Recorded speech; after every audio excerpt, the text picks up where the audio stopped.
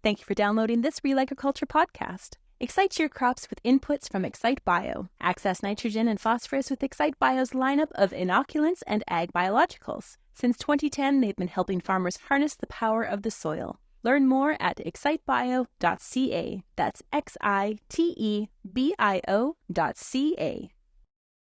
Hi, I'm Bernard Tobin. Welcome to Real Agriculture. Today we're going to shine the spotlight on farmland values in Southwestern Ontario. It is home to some of the country's most productive farmland and a lot of high-value agriculture, including many supply-managed farms. To talk about what happened in 2023 and what may happen in 2024 when it comes to land values, I am joined by Ryan Parker from London, Ontario-based Valco Consultants.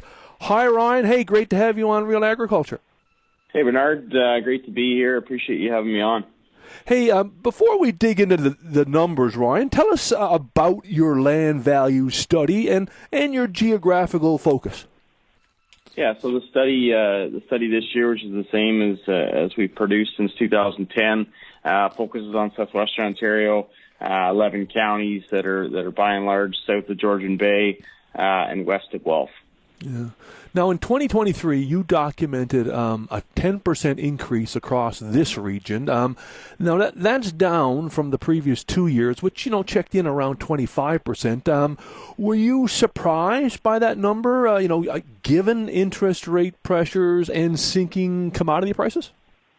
Yeah, I don't think I was that surprised with the number. I think earlier on in the year, I expected that number to be higher, quite honestly. In the first half, or maybe even the first 3 quarters of the year, we were still seeing a lot of new highs on farmland values across the province. So it sure looked like we were going to buck the trend or buck the idea of land values tempering because of higher interest rates and lower commodities.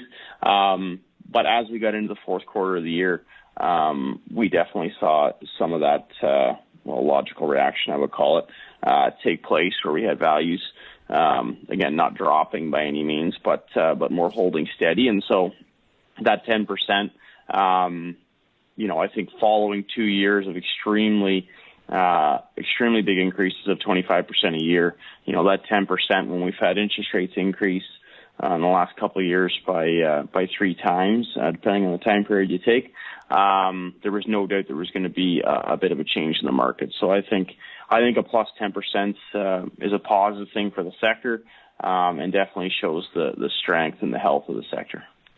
Hey, Ryan, tell us about where you saw the strongest values for farmland. There's always 3 or 4 counties that seem to lead this list, and for good reason. But there's a wide range of values across all this region, right? Correct. Yeah, there's a very wide range, and we're talking about counties to the north, such as Grey and Bruce, or some that are mainly just crop focused in the far west, in parts of Essex, Kent, and Lambton. When we compare those counties on a value per acre basis to counties in what I would call the heart of Southwestern Ontario, so Huron, Perth, and Oxford, parts of Middlesex, parts of Elgin, parts of Wellington, there's a significant difference in the values that we see. And, this year we have seen a lot of sales, a tremendous amount of sales over $30,000 a workable acre, and a fair number of sales over $40,000 a workable acre. And most of those come, I would say, in that sector from London to Listowel is where most of the time you would see a lot of those really, really high numbers come. So, Ryan, what are some of the circumstances that drive those big sales, when we see numbers like $40,000 for land values? Yeah, so I think the keys to driving farmland prices, they're always something to think about, which is, soil type and climate, whether you're getting rain. And there's no doubt in those areas where we're getting, significantly high prices of 35, 40 plus. There's no doubt that those factors are prevalent. We have some really, really good soil loam in those areas that produce tremendous crops, and there's definitely some rain belts that cross some of those areas. But what really sets apart, the Huron, Perth, and Oxfords of the world, if we use those counties as an example, where we tend to see more of those high numbers, what sets those apart from the Kent and the Essex and the Lambtons of the world really is livestock density. And so we just have significantly more demand and more buyers in those areas because we have such a robust livestock sector, and it's really across all the sectors, dairy and poultry and swine and beef. There's certain pockets in there where there's just so many buyers in comparison to an area which is almost strictly crop oriented, right? And so when you have something happen like crop prices dropping, that obviously has a very quick impact on the crop farmer.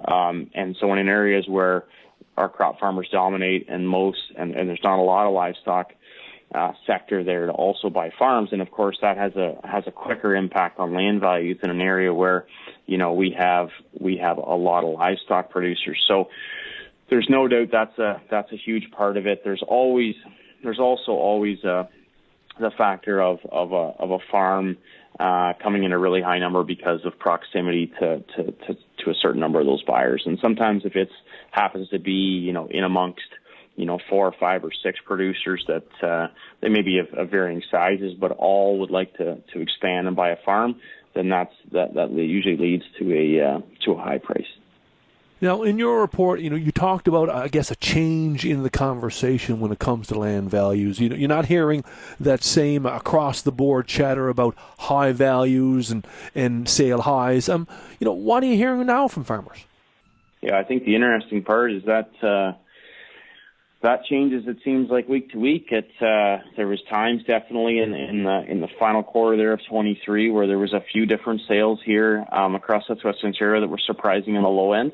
That brought about some discussions across the countryside that I've had with farmers that I really haven't had in 15 years, and because it was always seemed to be, have you heard about this sale, setting a new high in this area, or have you heard about this sale setting a new high on that one? But there was these couple sales that sure were vastly different than what expectations were in the community.